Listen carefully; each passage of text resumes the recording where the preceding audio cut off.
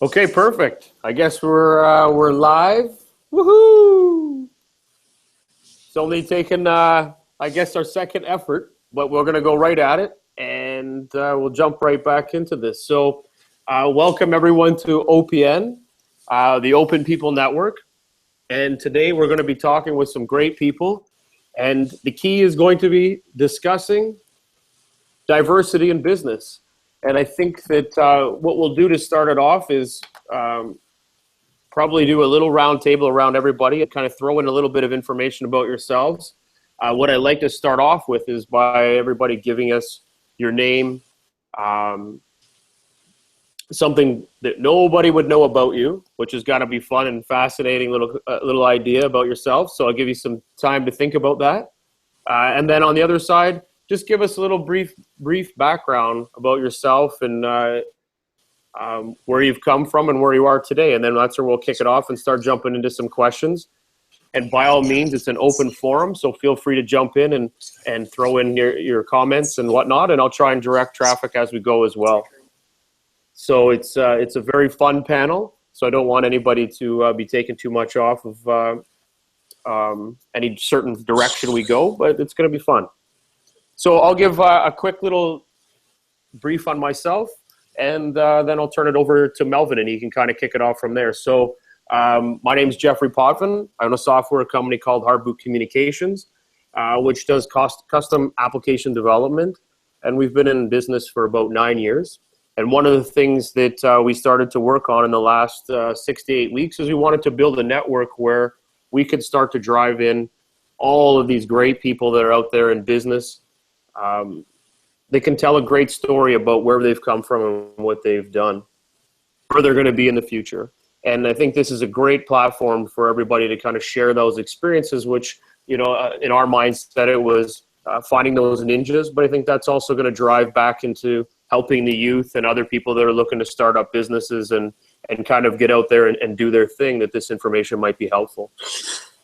Some fascinating facts, as I was shared that I need to change it up a little bit. So one new fascinating fact about myself is that, and I don't know the exact number, but let's just say it's close to probably between 45 and 50 countries I've traveled to over the years. And I guess in a way I've tried to be as diverse as possible and get into as many cultures and societies as possible, and it's been really fun and fascinating. So from there, I'm going to kick it over to you, Melvin. Fire away. All right. Hey, everybody. My name is Melvin Bunyag, and I have a company called Bring This. What we are is we're a delivery network where it's a peer-to-peer platform. So somebody would request something that, doesn't normally get delivered. 7-Eleven, Subway, McDonald's, you name it. Those are the things that aren't currently being delivered. And so one person makes that request, and somebody out of the kindness of their heart, and of course a little monetary reward to that, they'll then go over and deliver that product that, again, isn't very normally delivered. I'm kind of stumped on the fun fact thing. I mean, I am a fun guy. I like to think of it that way, but wow, hello. Let's go to my kind of work history. Customer support's kind of just been the backbone of my career. Up until recently, I've been doing that. Worked with big companies like eBay. I was there for about 5 years. E-commerce, hospitality, wireless communications. Most recent role I had was with a company called Benzi. They're a software company with a vision of eliminating spreadsheets from the supply chain. So it's kind of dry, but it was fun while I was there. Left that in May of this year and decided that, it's time for Bring This to come to life, because that actually happened back in, a few months ago. I was laying on my couch and it just wasn't feeling too well. McDonald's was 3 blocks up the street, and I could have easily walked that 3 blocks, but obviously I didn't have that energy. And so I looked around and was like, oh, this business doesn't exist. This service doesn't exist. So that's how Bring This has come to light, and that's where it is today. Okay, so back to fun fact. Jesus, I am addicted to crime shows, like crime TV shows. I watch it nonstop. I binge watch anything from America's Most Wanted to Fatal Attractions. Yeah, I think that would be my guilty pleasure right there. Oh, that's awesome. And fun fact, I guess. Very cool. Angela. Well, last week I went to the 50th reunion of the first class that I taught at U of T Law School. I felt old. I'm addicted to my grandchildren. I've got 13 of them. I need a fix at least every week. Okay, but I've got half of them here, and I said I'm addicted to them and love them. And other fun facts, I'm not sure. I loathe computers. Hurt them, makes you feel better, doesn't do any good, but you feel much better for it. What else? I love writing. I write a lot, and published a lot, and I love teaching. Teaching law students is that you never leave a class without knowing more than you when you started, and also they join in the profession in due course. So it's a very satisfying job. And from your professional background, how long have you been in the legal profession for? I started teaching law students over 50 years ago. I'm starting my 52nd year of teaching. Amazing. It's a lot of knowledge. That's a lot of knowledge. So I turn 80 the year after next. I like it. And you look good. Very Thank you. youthful. Very youthful. Look like my mother. Perfect. Okay, Chantria, over to you. Yes, hi everyone. My name is Shreya Tram, and I'll start with the fun fact actually. So I'm an actor, and just a couple of days ago I went to my first sort of red carpet premiere where I played prostitute. Mom and Dad would be proud, right? I took on the project because I thought it was only going to premiere in Nigeria.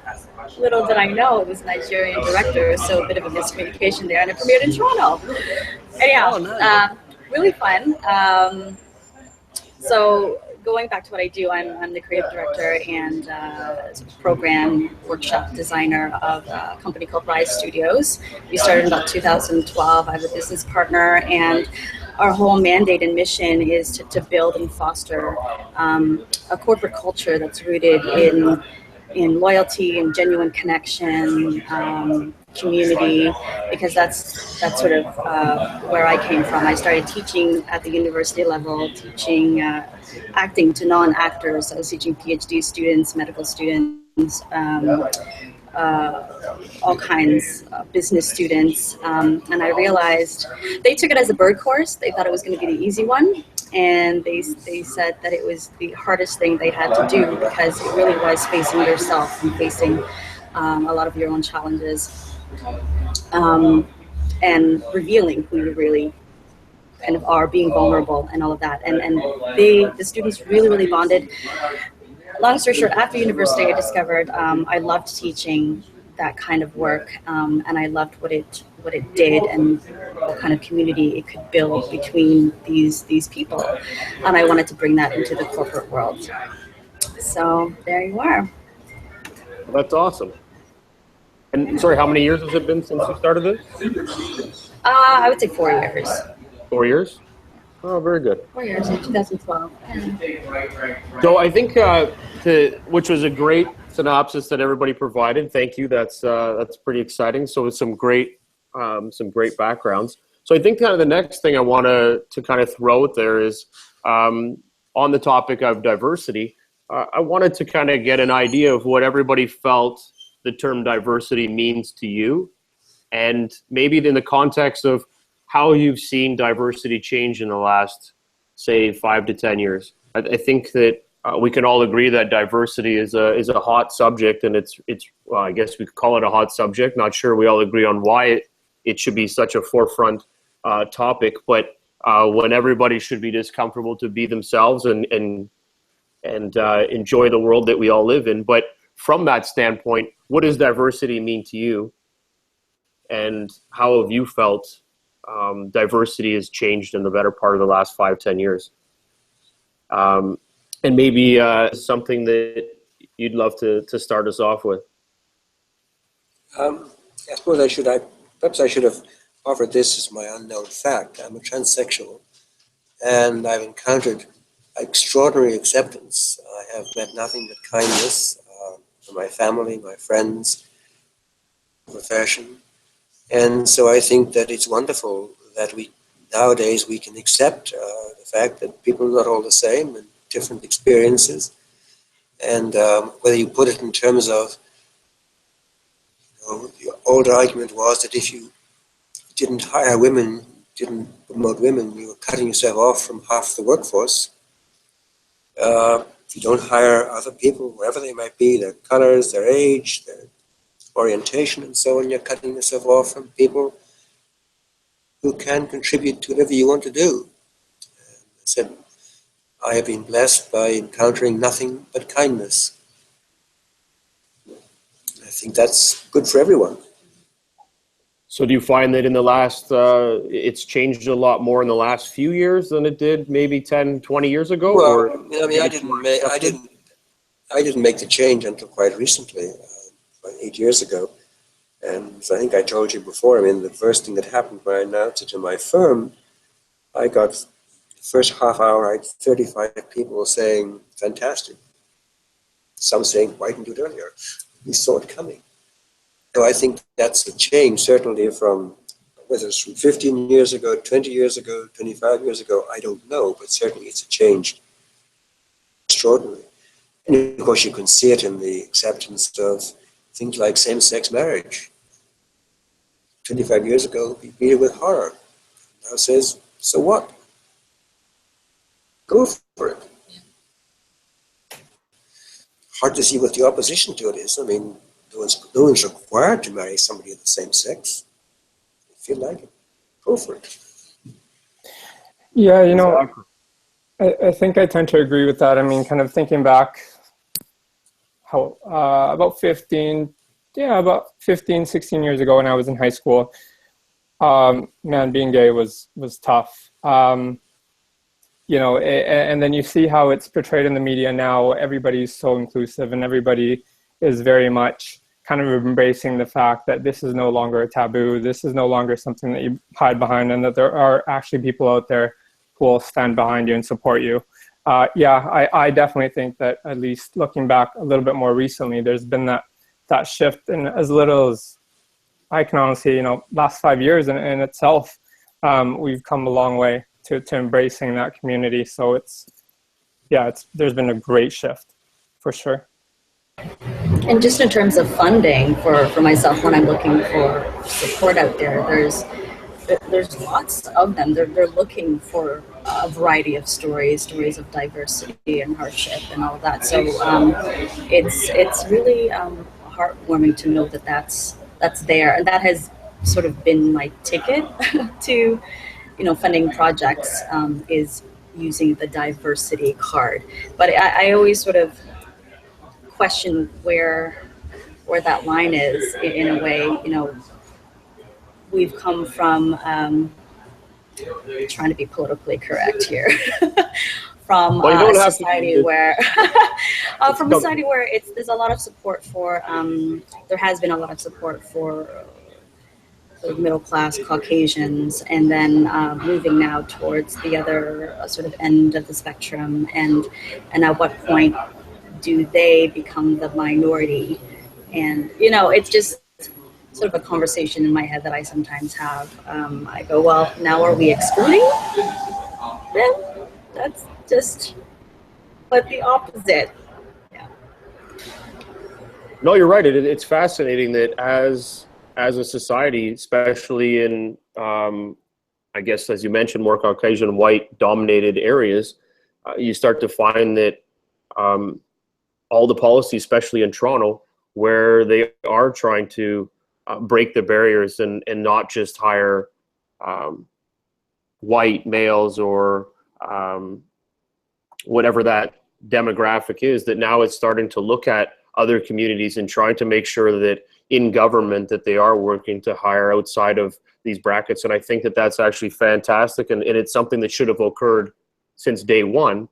But I think like anything in the world, it becomes kind of a bit of a control thing that everybody tries to control who they hire, and I guess you can look at different restaurants all the way across. People tend to hire people that are like them, tend to hire people that fit into the buckets that they fit into, versus looking at who's just the most qualified, and regardless of skin color, type, gender, or anything to those effect, that you can just bring somebody into your business that's just qualified, and not even look at any of those other aspects of their life, and just saying, you know what, this person's a great fit, and bringing them into the business. So, now, sorry, don't mean to no, go interrupt. ahead. I just wanted to add, coming from an actor's perspective in the entertainment industry, that's a whole other sort of issue. I know that I haven't been casted because I didn't have the look, right? So that's a whole other problem, and that's where it becomes tricky, because it's not necessarily about your level of skill or depth or talent. It's literally the way you look.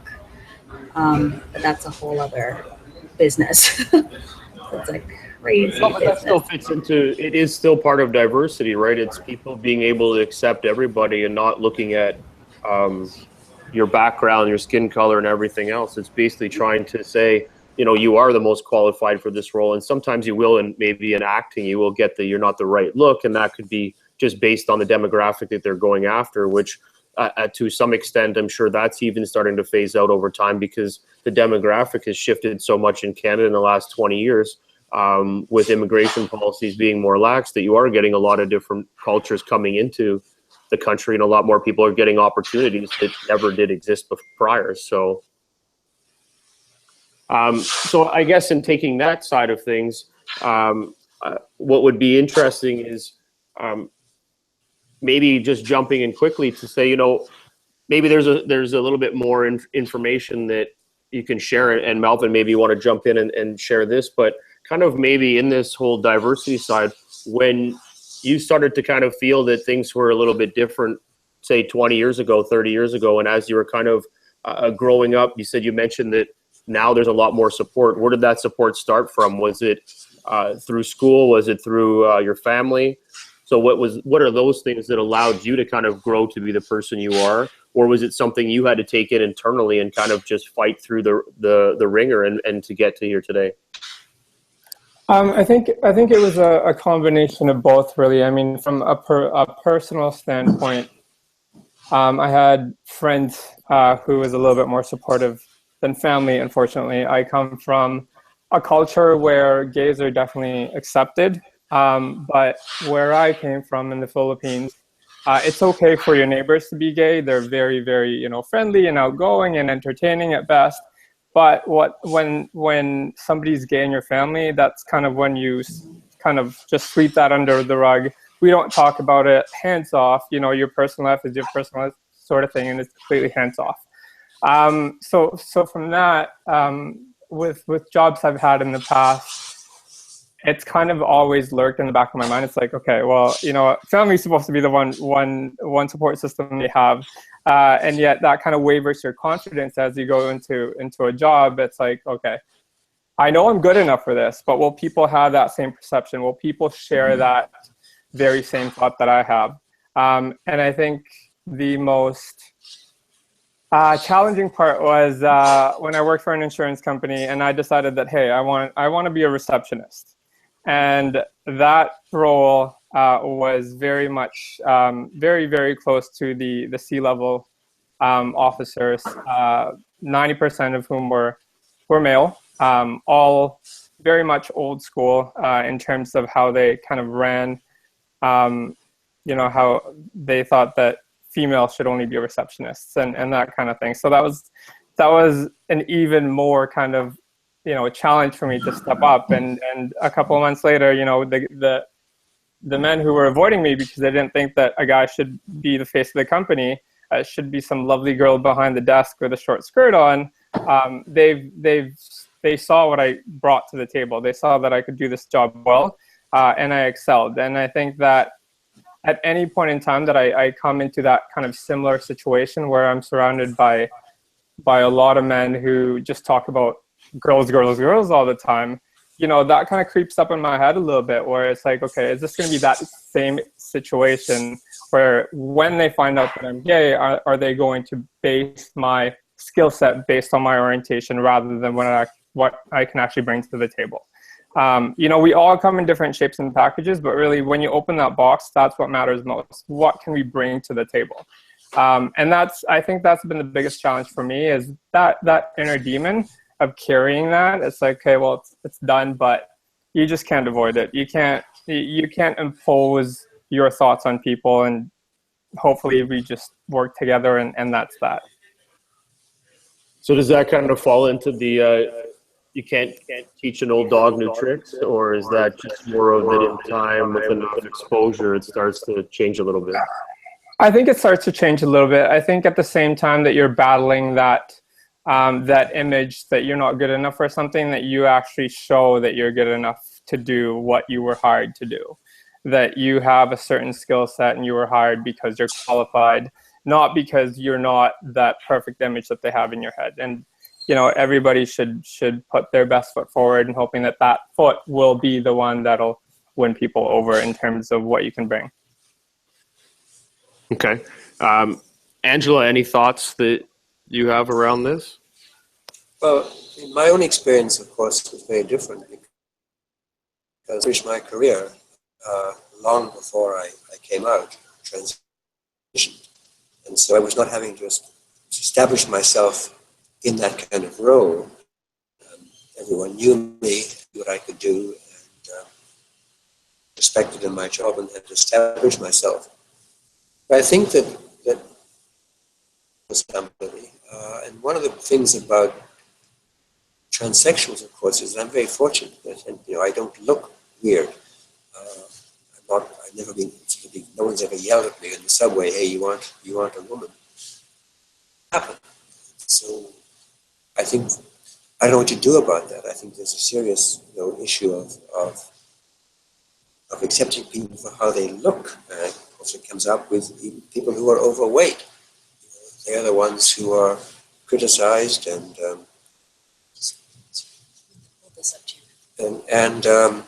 suffer because of it. So there are problems. We haven't dealt with everything, I don't know what the solution is. People like me who don't look particularly odd, or people like Melvin, homosexual can pass for any their own, as the big player, without having any particular orientation thrust upon them. So it's a more difficult problem sometimes than just acceptance. So do you think a lot of this comes back to being in the city? Do you think this is kind of where it changes a little bit of the play versus being in a small rural town or in a small rural state, that a lot of it does come on that, or no? Like there's more education in a big city? I don't know about that. I mean, I suppose in the big city, I mean, you walk down the street and see someone with purple hair and someone with green hair and somebody wearing most bizarre clothes. You don't see that very often in a small town. I don't know. I haven't lived in a small town for a very long time. I get a nosebleed if I go north of the Danforth, so that's where I live. It doesn't matter to me if someone's wearing green hair or something like that. That's their business. But, it almost becomes that you're more acceptant. You have a higher level of acceptance for people because of the changes that you've gone through in your life that kind of open the doors for other people, right? I think that somebody like me who has been accepted almost has an obligation. I've got to ask myself, am I being unkind to somebody and not accepting them? Again, we have all these problems. I mean, I think the most obvious one, and it's really tragic, is people who are overweight. They are denigrated. They are thought to be unfit, and yet situations may be entirely beyond their control.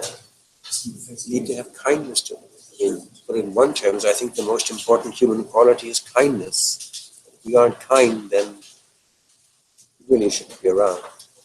So, can we find the kindness to do that? I hope we can. It'd be nice if we could. No, fair enough. I totally agree with that 100%. The kindness is kind of a key thing that we should all be able to push out and make sure that everybody feels comfortable wherever they are. Chantria, what are your thoughts around all of this? What sort of came to mind for me was, having been born in Cambodia and coming here when I was 6 years old, and my parents have always, and still do, kind of have an immigrant mentality. I guess that's the only way I can really describe it, which is there's the others, there's the people who belong here, people who were here before us, and then there's us who came afterwards. And so with that came a sense of feeling, and this is just me reflecting back, feeling a sense of being inferior. So having to deal with that, giving myself permission to take up space, to take my time to speak, all these things. And I think that's why I'm so drawn to the work that I do, because that's what's being nurtured in the workshop space, in a safe space where you're given permission and you're challenged to speak up, to take your time, to take up your space that you're entitled to. Because it's very personal to me. So with that, and then also being a woman, there's very strong roles in my culture about what a man does and what a woman does. And so having both of those sort of narratives in my head was always a constant struggle, and something that I was always, I had to be aware of every time I stepped into a room and said, okay, are you taking up your space right now? Are you relaxed? Or are you pulling back and being timid because you don't feel like it's yours to take? So yes, so my thoughts about that. So did you find that over the last few years that you've gone into business for yourself, do you find that you now change the way that you actually interact with people? You're more accepting, you're more open to how things are operating because you've lived through the diversity of being an immigrant that has come to Canada, going through the school system, learning how people operate, feeling that you're an outsider, and now all of a sudden you've started this company and you have to interact with everybody a little bit differently, but you find that you are more compassionate, that you do have more kindness, regardless 100%. Of the walls that you may hit. Absolutely. Absolutely. I can recognize it in other people because I've gone through it myself, so I can spot someone who's trying to hide. I'll intentionally, gently go up to them and introduce myself, and that sort of pulls them out of their shell a little bit. So yes, and I still have moments where I'm pulling back into my shell myself. I kind of revert back, and I go, "Oh, you're doing that thing again. All right, snap out of it. That's not you." So I have a little chat with myself every time. Yes, Melvin, definitely. It looks like you've gone through the same thing then. Is that the case? Yeah, you know what? I came here when I was 9 and from the Philippines, and I knew technically 3 words, which was hello and thank you. And you can only really get by with those 3 words. And it was tough for somebody going into the 4th grade and being removed from what they grew up in and transplanted in the middle of something completely different. So needless to say, 21 years later, I picked up a couple other words. And yeah, I think that Chantria kind of hit it on the head. We share that kind of same mentality of being, again, removed from where we were born and then put into something completely different. I was one of 2 Filipinos in the entire school. And when I was sitting at the office where they decide if they were to put you in ESL or not, I was the only one who wasn't. And I was like, what's going on here? I don't not speak a lick of English, and I don't know why I'm not going into ESL. But, I started school in May, and then it ended in, I guess, June or July, whenever school normally ended. And I hit the books that summer, came back to school, and added 3 more words to my vocabulary. So, it's just a matter of, it was my new life. I had no choice but to kind of survive. It's not like I was going to say, Mom, I give up. I'm going back to the Philippines. I'm going to go back to my life. Yeah. you just got to kind of deal with it. And at that age, you're kind of a sponge too. So I was a little bit more prone to learning than myself now. So, and Jeffrey, the three of us are immigrants. You knew that before. I'm an immigrant. I came from Ireland. And one of the great things about coming to Canada was that my family and I, we could leave off the old tribalisms we encountered in Ireland. It no longer mattered when you met a person what religion that person had. In Ireland, it mattered fundamentally. And there was a wonderful sense of relief that both my father and I was 18 at the time, experienced, because we now could just deal with people on the basis that they were, whatever they were, John, Mary, and so on, without having to worry about any lingering tribal effects. And I think that's one of the things that worries me some part with the celebration of multiculturalism, to the extent that you maybe preserve those kind of unpleasant tribal distinctions. We were driven out of Ireland because we were Protestants, and the biggest customer, my father's business, wouldn't buy from us because of that factor. And relief in coming here. So again, we have to look back and see that, yes, we had encountered particular problems. I was lucky, of course, because speaking English, I didn't have to face Melvin's problems of learning to strike you a lot of words when I came. But it was great to leave those things behind. So it's interesting you bring up a good point, and I'm just curious, and I find and I wrote something not too long ago on this, but through diversity, are we actually kind of, in a way, focusing on something for now, a group, and once that we focused on everybody and made everybody feel part of the group, that it kind of just melds everybody as one.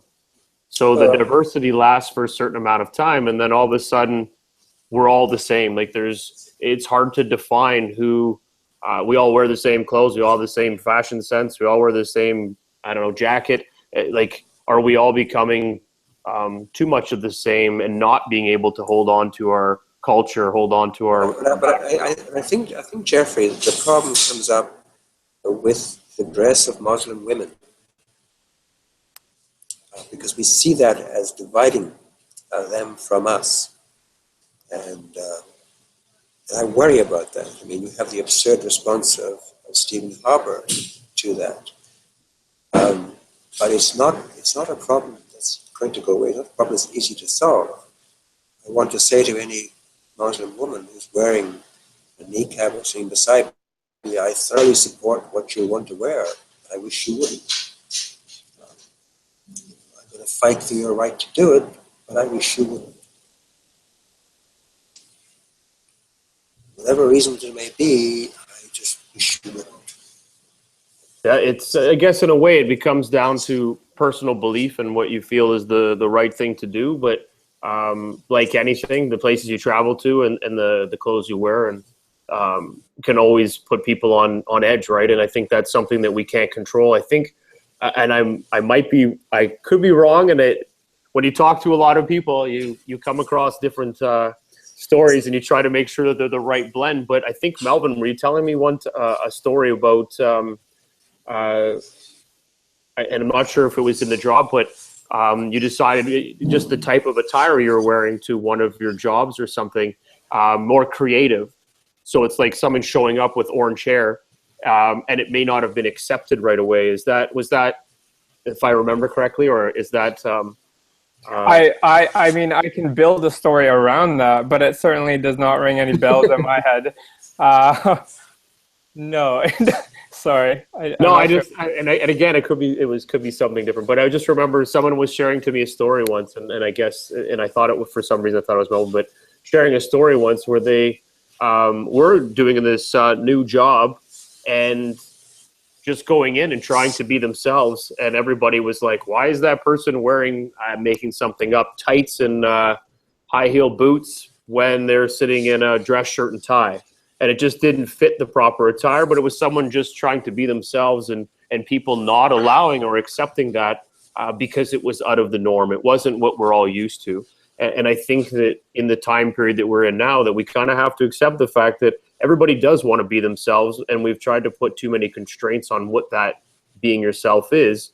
And we kind of have to let that go in a way, just as Angela was saying, you know, when you come into a country that's so diverse and so many cultures, that we kind of just have to allow people to be who they are.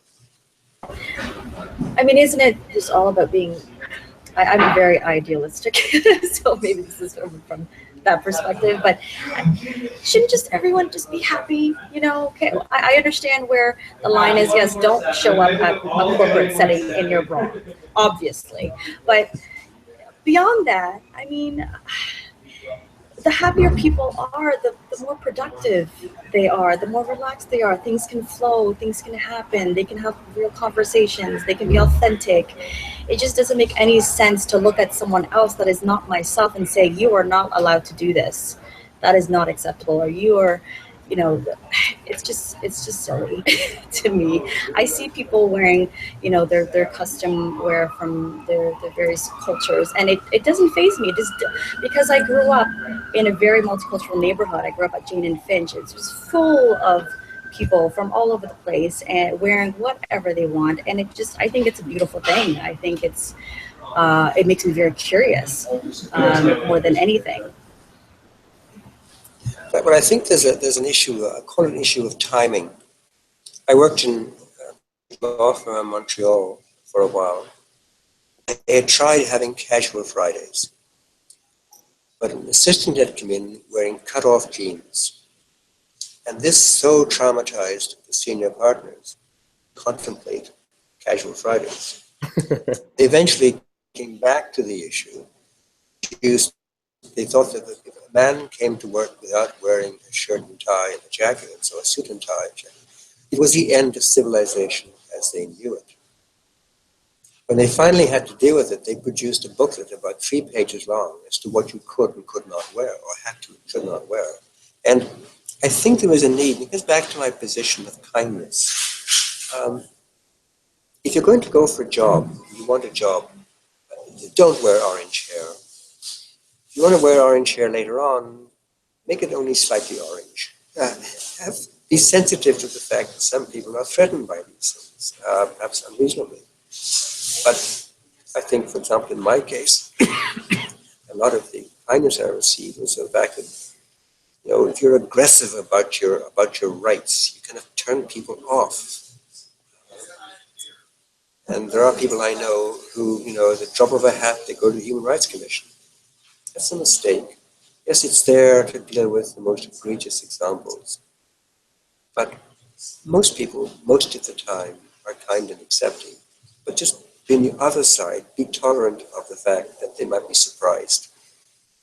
So in a way, it's kind of a balancing act all the way through. You know, you got to take a little bit as you go, and not expect to be able to turn it all on and do everything at once, because people may not accept it right away or be offended by it. So I guess it's the gradual work your way into the progress of as the times change. Do you find that after everything that's kind of happened in your lives that you've got to where you are today because of drive or hard work, or is it the support that you receive from your family? What do you find that is that kind of turning point that's allowed you to be happy and move forward to where you are today? I think that there's a study, several studies have shown that the most happy people are in their early 70s, in their 70s. So it's a question of just hanging in, and happiness will come to you. The worst times are the 40s. Because you haven't done what you wanted to do, you having to face teenage children and so on, and then gradually as you get older, happiness comes. So happiness is not something that kind of is uniform across your life. It varies very much with your stage. Right now, I'm unbelievably happy. That's amazing. So that's a good thing. So you've gone through, I guess, the ups and downs of life and got to a point where you're content and happy with everything and where you fit in as well in the world, which is probably the best part of it, right? And again, if you're struggling with your job or your career and so on, it is sometimes hard to be happy. So happiness isn't something that's a constant. get satisfaction sometimes. But I found happiness coming in my 70s. So what did you do differently to make sure that you were happy? I didn't just start yesterday. There was probably some things that you can offer as advice that helped you work your way towards being happy with yourself, happy with your environment, happy with everything you've done. I worked really hard. I worked really hard at my career. I worked really hard at, my career involved publishing and so on. I worked really hard at that. And then the final, kind of image you want to have, the icing on the cake or something, was, of course, that I changed my body to be consistent with what I wanted. So you have to work for it. I mean, happiness doesn't come because you want to be happy. Happiness comes because you work for it. Melvin? I think for me personally, it's just about showing that I can do it. Little kind of story on myself. I used to be an obnoxious teenager when I was 15 or 16, to the point that I tested the waters with my mom. Long story short, I got kicked out when I was 15 or 16. And at that point, I had way too much pride. I was not gonna. She wanted me to kind of grovel back and beg for my place back in the house, but I didn't. What I did was I took matters into my own hands, shacked up with a couple of buddies for a few months, and worked at the same time that I was in school, did night school, and had 3 or 4 jobs. So there was a stretch of about 6 months where I was working and going to school at the same time. I only got 1 day off on my birthday, and I was looking back on it and I'm like, how was that possible?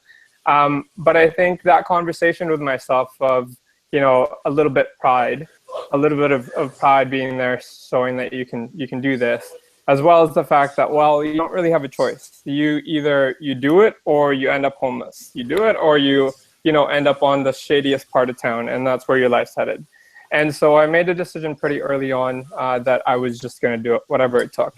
And at the end of the day, there's a lot of things in my life that I attribute to that one attitude of, you just got to do it.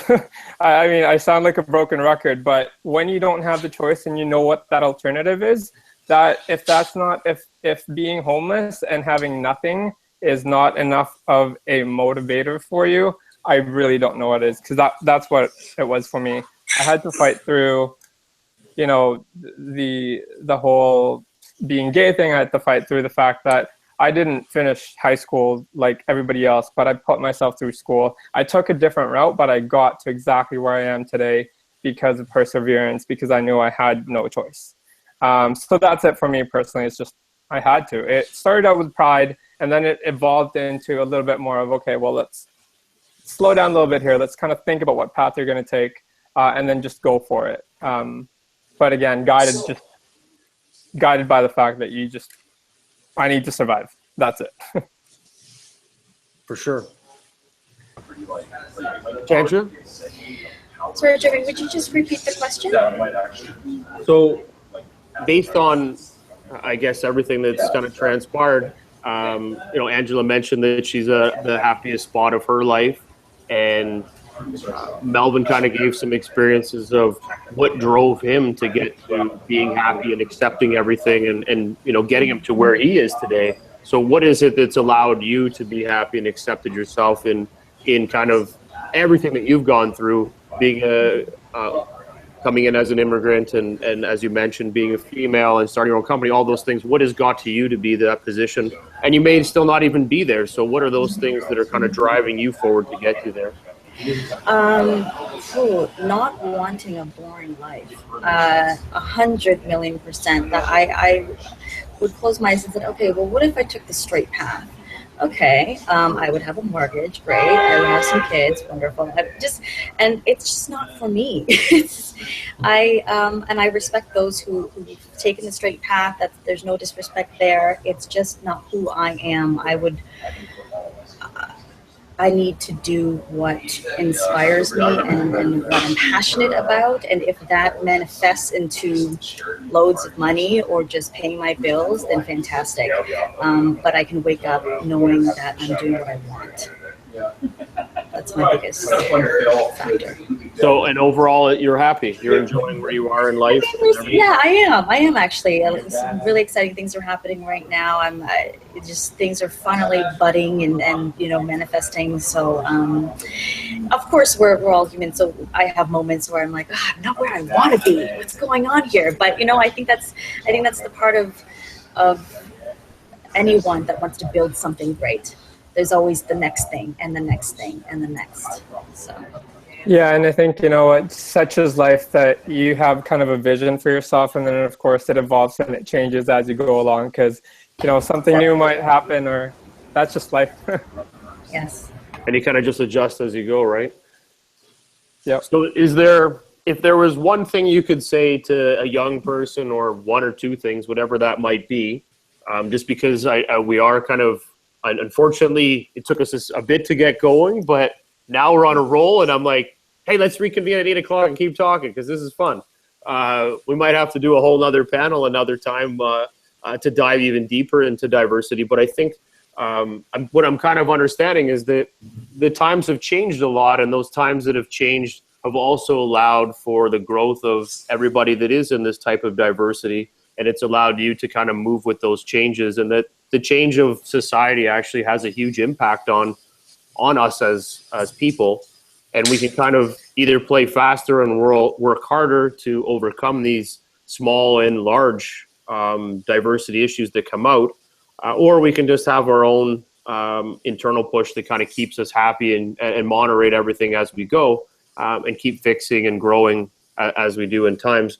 But is there one thing that you could kind of say, you got to do this, or stick to this, or keep your head about this, or don't let these types of things bother you, because at the end of the day, you're going to be happy when you get older? Like, what is that nugget that's kind of inspired you to keep going forward and not to look at the people that are trying to knock you off your perch because you're not allowed to be you? Is there something that you can offer as that kind of last stand that says, keep this about you, and you're going to go far and be happy? Be prepared to jump.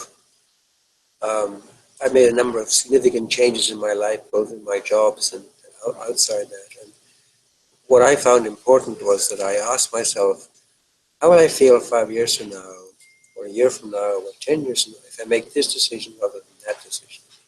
And if the answer was, if I made that decision, I'd feel lousy. I feel much happier with this decision, then I go, that's what you do. So just don't be afraid to change, because kinds of opportunities. I made the decisions that I made. They happened to work out. It's a big jump in the big risk. Giving up a tenured position at a university, U of T, going into practice was a big risk, but worked out. So go with your gut and stick to it. I'm not sure it's go with your gut. Just consider the choices and then ask yourself, the important question is, how will I feel 5 years from now if I make this decision rather than that decision? If you say, I will regret forever not taking the opportunity I now have, then that's what you must do. Maybe the other one is safer, but if you're going to regret it forever, then the answer is easy. I like it. Melvin? I think for me, it's learning to kind of slow down a little bit and identify your strengths and weaknesses. I think for me, I naturally just go all the time. And at a very young age, I just thought that, speed was the way to go. But that's not necessarily the case. As we touched on earlier, if you have a plan in your head, it's not always going to be like that. And you are going to frustrate yourself beyond belief if everything doesn't tick off the box every single way that you have imagined it in your head. Heck, when I was 17, I thought I'd be married to a woman by the age of 30. I'd have 3 kids for this beautiful, gorgeous woman when I was 35. And then 3 years later, I decide that I'm gay. So, it's just slowing down and kind of think about, what's that? It's a bit of a shift. As you're kind of going through everything. Yeah, in high school, you're still kind of thinking, to conform to what normal was back then. Yeah, it's just slowing down, identify, your weaknesses and your strengths, and really learn about yourself and know what it is that you are passionate about and what drives you, and then go towards that. Yeah, it's just, as you can tell, I speak really, really quickly as well, and that's just how my brain works. So I just have to take a step back and say, okay, slow down. Where are you headed? Let's make sure we got a plan. Nope, that's awesome. Okay.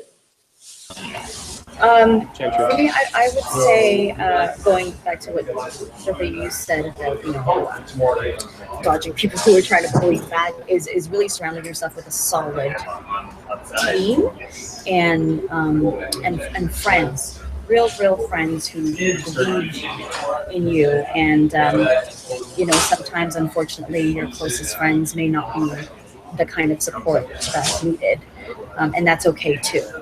And that's because friendship shifts, and sometimes accepting that and then moving on is what's best. So yeah, absolutely having the right kind of support around you, knowing and keeping in touch and connected to the reason why you're doing it in the first place.